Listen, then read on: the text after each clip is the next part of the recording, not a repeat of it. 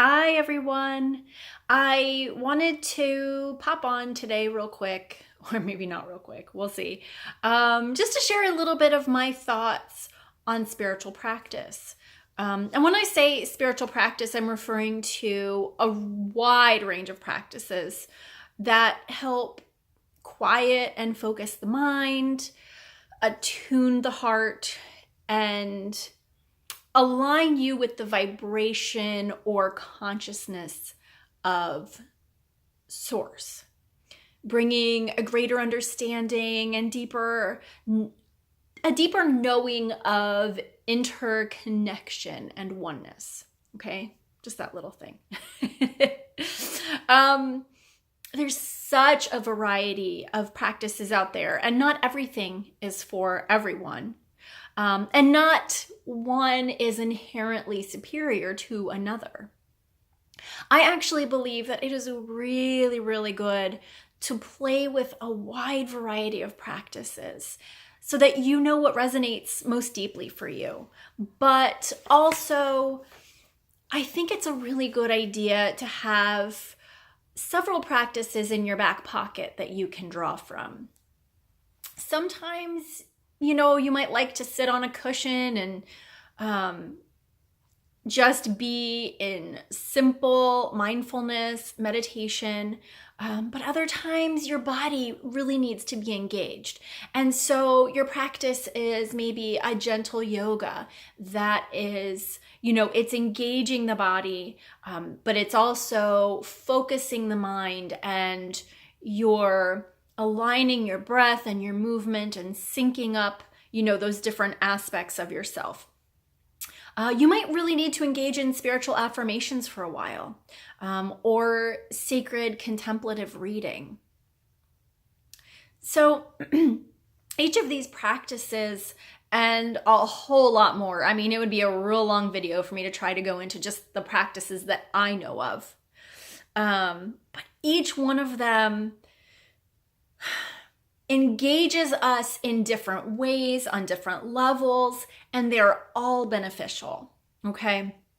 So, and I really think that they all work together to help you live a more fully tuned in, mindful, compassionate, connected, peace-filled life.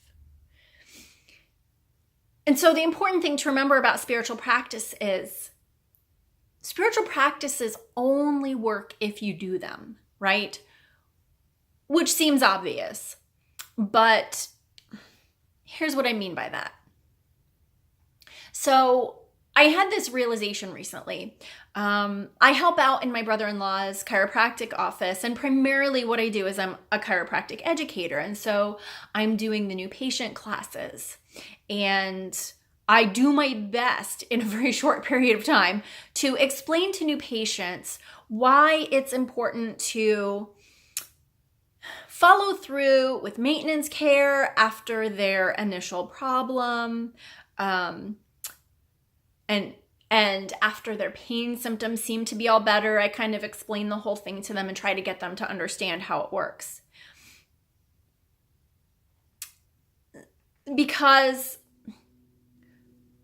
So we're basically, the whole idea is we are engaging in activities every day, right? All throughout the day that are creating imbalances. And then it's imbalances in our muscles. And this is what leads to misalignments in our spine. So it's just like eating and drinking every day. It makes your teeth dirty. Like, you have to brush your teeth if you're going to eat and drink every day, right? So that's how you keep them healthy and you keep from getting cavities, right? It's a proactive thing that you do. And with your spine, those minor misalignments that you don't even feel yet, they're causing what happens when you have a misalignment. And you might be like, why are you talking about chiropractic? But you're going to get it in a minute, hopefully, right? So those misalignments of your vertebrae, they cause the discs in between to swell. And when the discs swell, that puts pressure on your nerves. And that creates interference in your nervous system, right? Your brain can't fully communicate with the rest of your body and send the messages that your organs and various systems need to be able to function at full capacity. So it's like a roadblock or, a spotty cell phone reception or something like that. So it affects everything. It affects your overall health and well-being. So at this point, you might be making the connection. You might not. I don't know how it took me an entire year of teaching these classes before, one day last week, I had this light bulb moment, right? While I'm teaching the class, and I was like, this is just like spiritual practice. This is just how spiritual practice works on an energetic, spiritual level, right? So, here are a few things, okay, about adjustments and alignment, because spiritual practice it's an energy, you're getting an energetic adjustment every time you do spiritual practice, right? And getting yourself more aligned, okay? So, okay, the first thing is, it takes more than one adjustment to get your spine aligned, okay?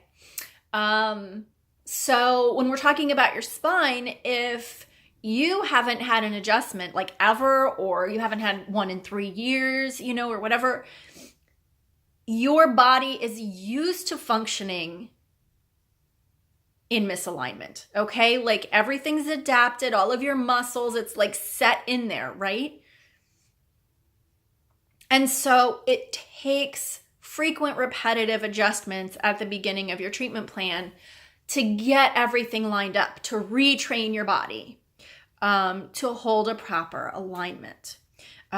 So even if you feel better right away, some people do, some people it takes a little longer, you're still not done, right? Because it takes time to really create that muscle memory again, right? Recreate that and retrain your body to hold that proper alignment. So now translate that to, your mind, your spirit, your energy.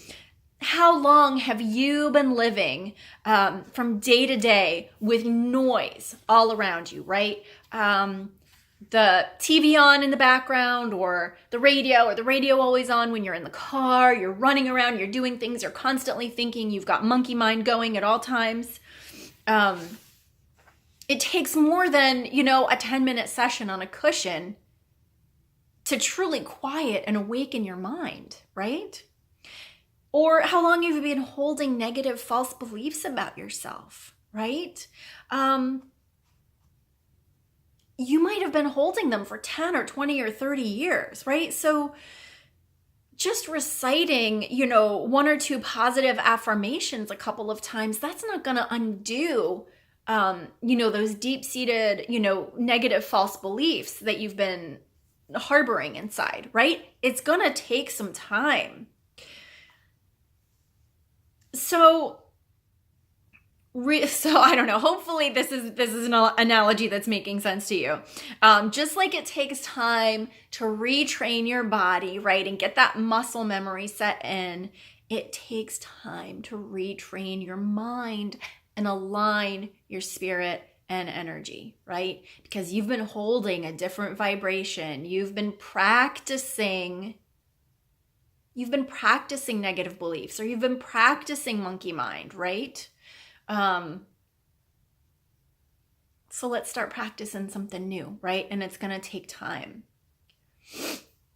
And, you always want to start where you are, right? When I realized that I've been going for a while with my monkey mind just raging and always having noise around me, and, I really feel, my anxiety is high because, sometimes I slip into that. And, and I take a step back and I realize, God, I turn the radio on the second I get up in the morning.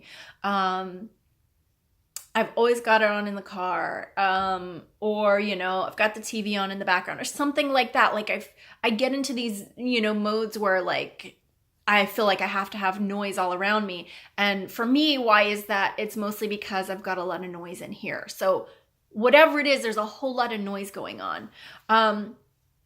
When that's the case, I'm not going to be able to just like sit in silence on a cushion for 20 minutes, right? And quiet my mind. I got to start where I am. So for me, that might be just dropping everything and going for a walk in the woods, right? Breathing in the smell of the trees and the sound of, the crunching leaves under my feet, or, whatever it is. So, it might be just simply committing to leave the radio off for an hour, the first hour in the morning. It might have to be small things and working up, right? We're practicing and think about whatever other things you practice with your body. Like if you start working out, you're not doing a hardcore workout, hopefully, your very first time, right? Or if it's been a while, like you have fallen away from it and it has been a while, you're gonna hurt your body, or it's not gonna do it's not gonna do you a lot of good. But you need to practice.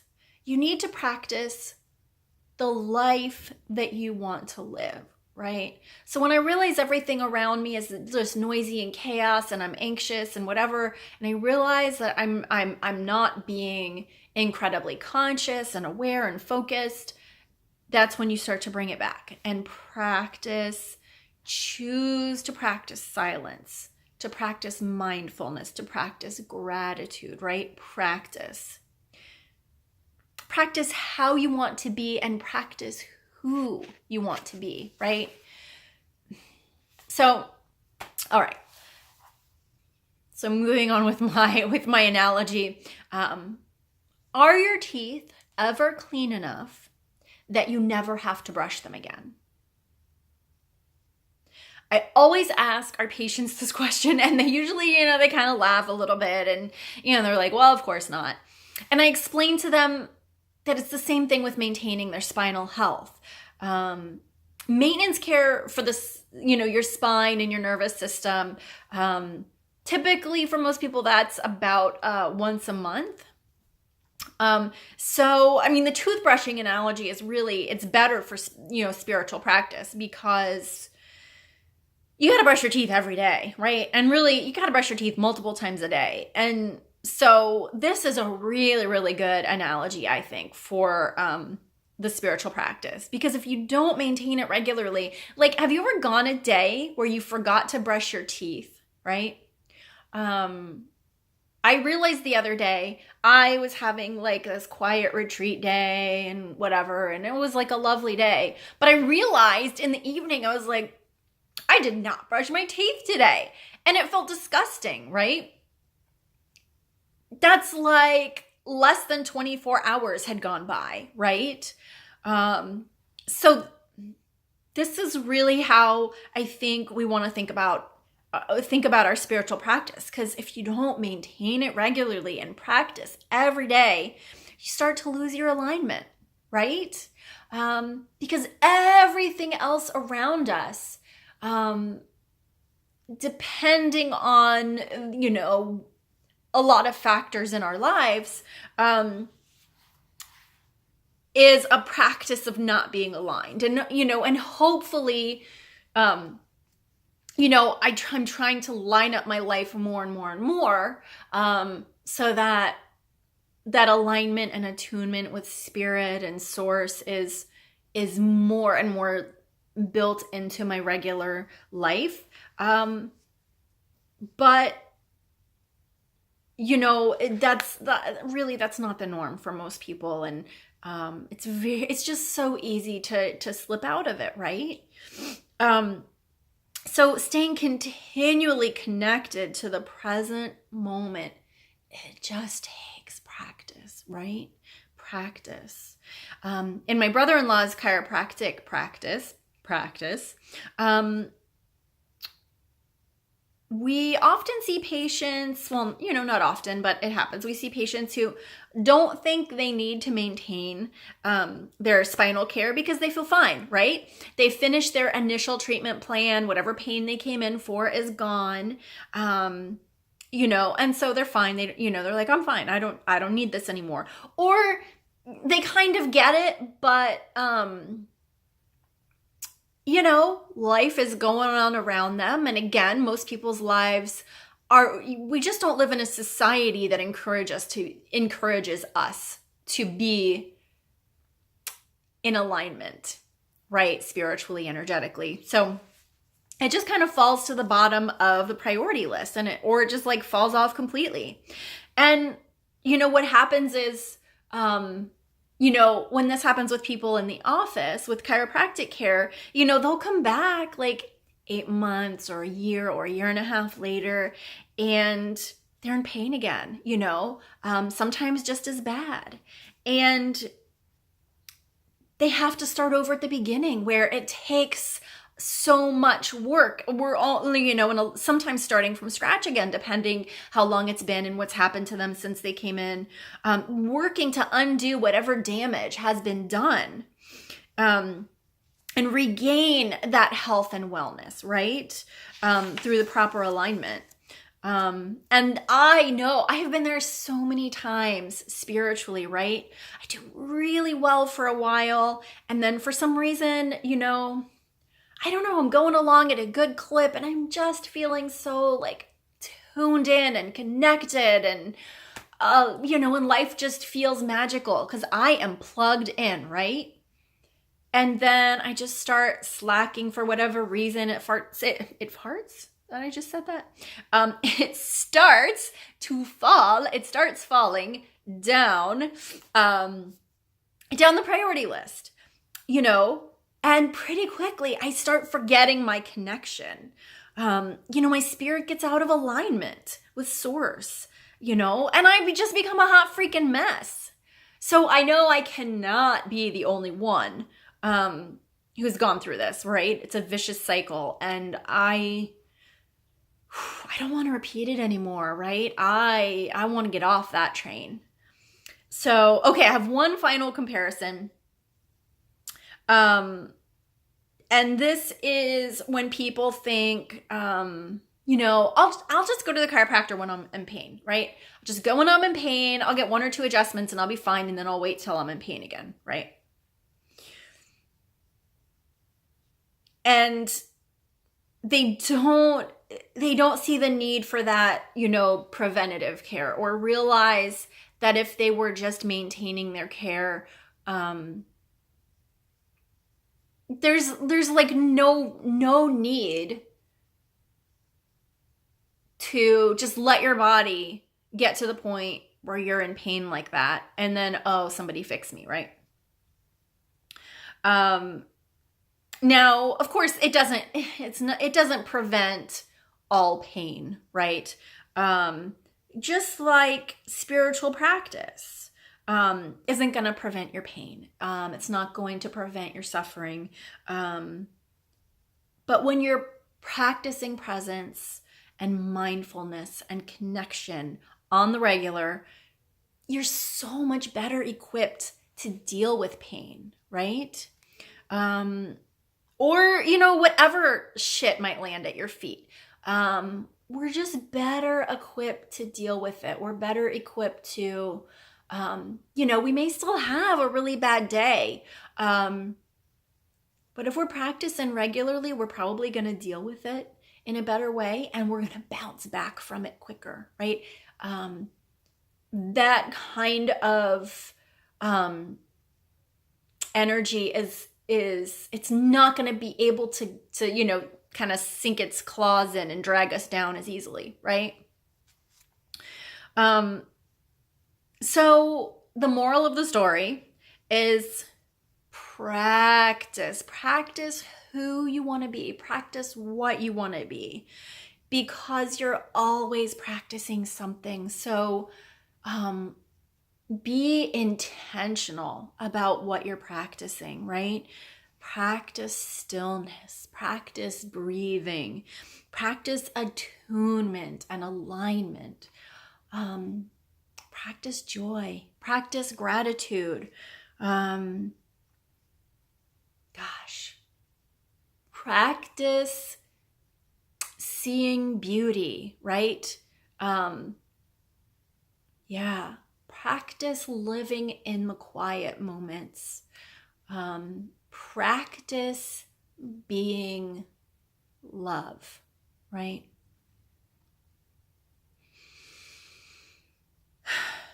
And trust me when I say that when you do this, the magic is going to be there, right? Because it's always there, right? It's always there. It's always waiting. It's always waiting for us to remember, right? I mean, that's really the heart of what I think spiritual practice is. It's remembering, right? It's remembering who we are and what we are, and that, you know, we are whole and perfect manifestations of the divine, right? Practice remembering that, remembering our connection. Practice, practice, practice. Practice. So that's all I have to say about that. I hope you have a great day, great night, whatever it is, wherever you are. I look forward to, hearing your feedback and comments. So, maybe some of you who practice a lot might be going, wow, I need to go get a chiropractor. Or maybe some of you who already go to the chiropractor are going to be like, oh, I get it. I never thought of it that way. I'm going to meditate tonight. But anyway, so that's it. Please leave me comments. Subscribe if you're interested in hearing any more stuff I have to say. And that's it. So peace, my friends. Until next time.